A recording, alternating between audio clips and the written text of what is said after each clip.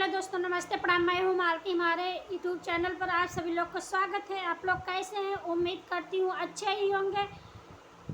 मैं आप लोग को एक छठ गीत सुना रही हूँ। आप लोग को जैसा भी लगे कमेंट बॉक्स में ज़रूर बताइएगा और हमारे चैनल को सब्सक्राइब ज़रूर करिएगा।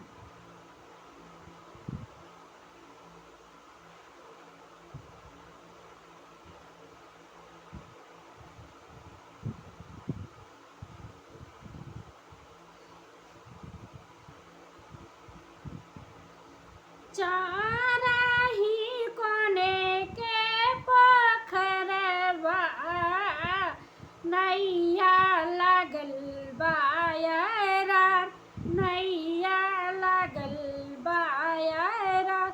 चारही कोने के पोखरवा नैया लागल बायरा, नैया लागल बायरा। ताही तही नैया लावेला कवने रे, जमरे कवन देई साथ, जमरे कवन देई साथ।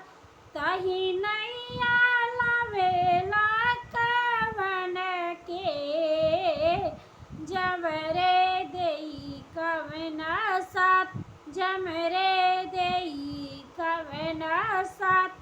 गोदिया में आवेला बालकवा, लागल सूरजमल जोत, लागल सूरजमल जोत। ज्योतिया निहारै सूरज बाबा, मोरे बाबू गए कुम्हिलाय, मोरे बाबू गए कुम्हिलाय। ज्योतिया निहारै सूरज बाबा, मोरे बाबू गए कुम्हिलाय, मोरे बाबू गए कुम्हिलाय। चारही कोने के पोखरवा नैया लागल बायरा, नैया लागल बायरा।